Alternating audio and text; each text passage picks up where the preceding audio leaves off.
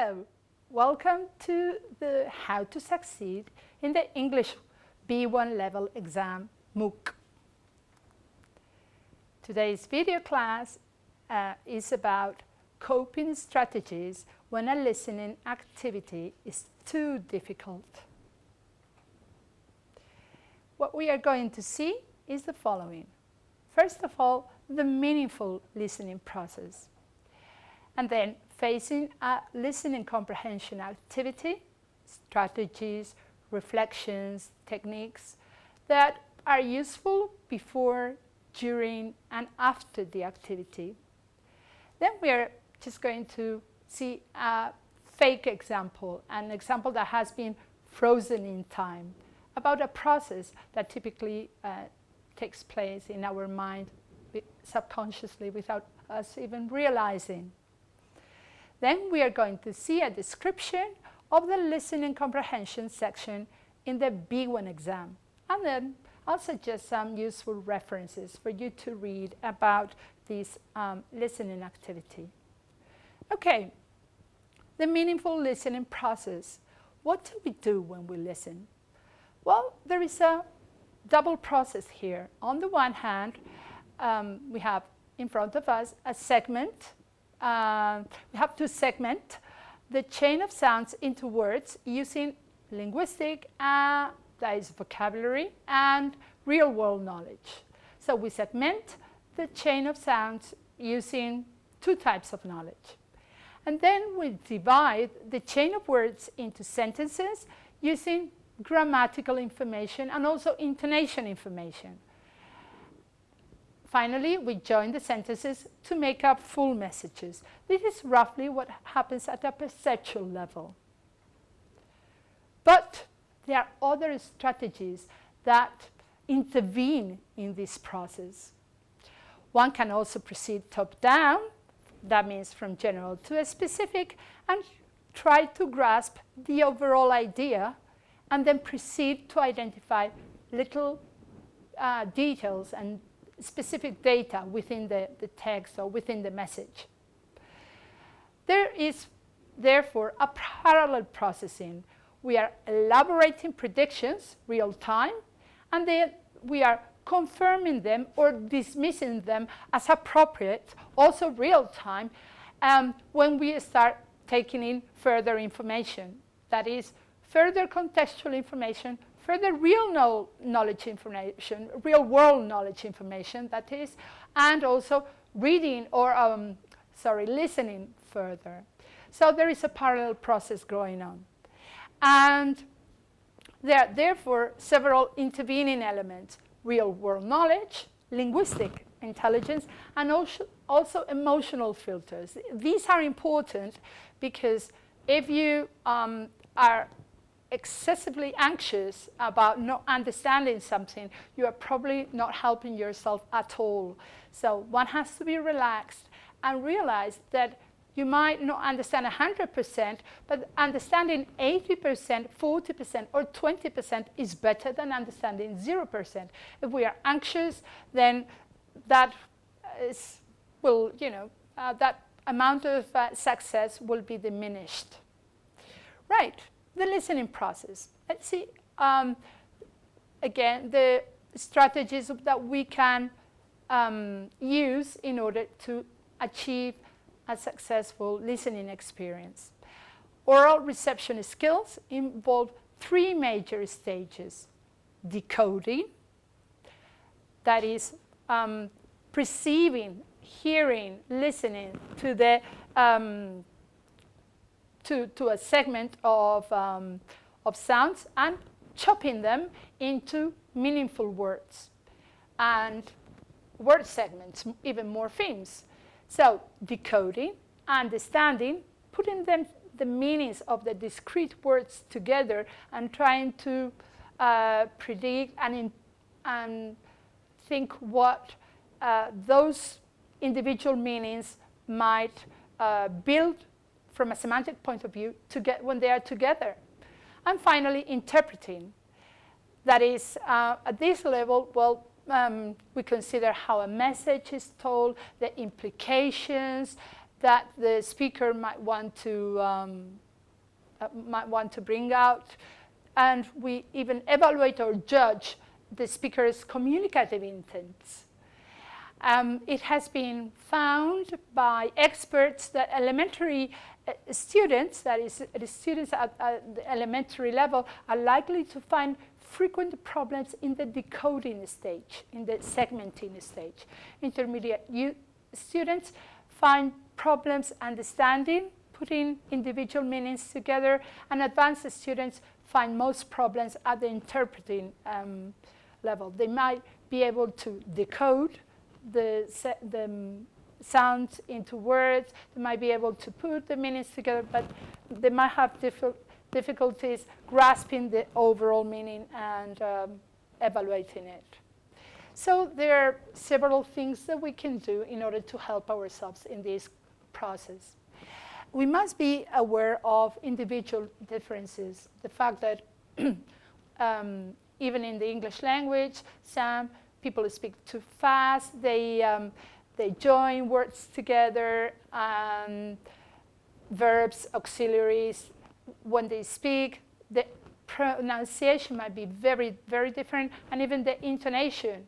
So we have to be aware of those different individual differences. Also, the reiterative nature of language, that is something that can help us. The fact that some words are likely to appear with others, and their idiomatic expressions, tag questions at the end, and all of that can be used as can language and be identified in itself. Concepts in English, however, can be expressed in different lexical categories. That is, the same lexeme can be a noun, an adjective, a verb.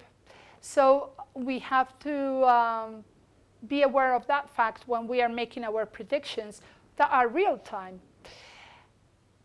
Okay, patterns of sounds are prosodic, syntactic, and even informational. So we can predict to a certain extent the intonation, where it might lead us to, the syntax after a subject, in a statement after a subject, a verb is to be expected after a verb and object, and then adverbials, etc., adverbial phrases. Also, from an informational point of view, well, at the beginning of a message, if it's a discourse, then we might expect an introduction. At the end, we might expect a conclusion. All that is useful information that can help us in the listening process. And also, well, beware of polysemic words, words that might have more than one meaning, and homophones, words that they are written differently, but they sound exactly the same, like there, or many others. That happens a lot with grammatical, functional words. Well, audio skill is a process that can be taken iteratively. That means that with repeated access to the audio, this fuzziness that we might perceive at the beginning will become gradually clearer, and predictions will become stronger. So we might listen to a text more than once. That will surely help. Okay, techniques. It is very positive to prepare for the activity. Try to concentrate and create a good listening atmosphere by removing distracting objects, clearing your mind, and have an open mind to be prepared to modify preconceived ideas. That is very important. Well, focus according to your level. If I had to train myself in any language, I would always undergo a metacognitive process where I would try to establish where my level is. And you can use the Common European Framework of reference for languages in order to do that. And once you have assessed what your level is, excuse me, then you might decide that you are a B1, A2, and try to listen to as many texts as possible, but that are not too difficult or too easy. So it has to be only comfortably difficult or challenging. And then you can also take notes. And as soon as you identify words, write them down in the same order that you hear them. That is also a good technique to train your ear, because it helps you focus. And of course, repetition. You may pause the text, stop, go back, etc., as you find suitable. Well, let's see a frozen example. Imagine you hear somebody say, "What you gonna do?" Well, the intonation indicates a short question, doesn't it? And we know there are two types of question, a yes-no question and a WH question. What you gonna do? The W at the beginning indicates a WH question. And we know that a short WH question would probably have a WH word, a pronominal subject, and a verb. Well, we can expect that grammatical structure. And what you're going to do? The final monosyllabic do will be openly pronounced, so you can grasp that. So the most plausible skeleton for this sentence will be what you do, what you're going to do. So in the middle of the sentence, an auxiliary might be expected because we know English grammar. So you can recognize the intermediate g, and that would render what you going do, what you going do. And our linguistic knowledge would complete the following sequence, which fits with the intonation pattern. What are you going to do? What you going to do? See, of course, I have broken down this process to the maximum, but we do this all the time.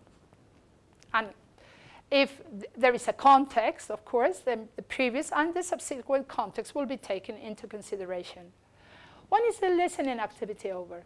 Well, when further listening or further focuses confirm the previous interpretation, and when there is no further informative gain. When we might reach a point where we realize that we have understood almost half of the text, and that's all we are going to achieve, and that's fine, because practice will do its work in due course. So what about this listening section on the exam? The candidate is expected to listen to an audio using an online tool that is very easy to use, very intuitive. Then he or she will read and listen to 3 questions. The first 2 questions are directly related to the text, and you are evaluated on your listening. And question number 3 is only indirectly related to the text, and it's about speaking. So if the text is about football, Brazilian football, then you might be asked to express your opinion on sports, for example. And then the main evaluation criteria are the following. For questions number 1 and 2, is the answer accurate with respect to the text? But in question number 3, the evaluation criterion will be, is the candidate skillful at oral production? And so you're expected to produce a longer answer to allow for the evaluation of fluency, cohesion, etc. Remember, both parts, listening and speaking, must be a pass in order for the whole oral test to be a pass too. And the whole process is repeated, so there are going to be 2 audios and 6 questions in total. Here you have a few references that might help you with this process of improving your listening skills. There is an article that explains the listening comprehension process and the most frequent problems. And also you have the reference of the Council of Europe's Common European Framework of Reference for Languages, where you can use the tables to assess your own level. Thank you very much for your attention. Good luck. Bye for now.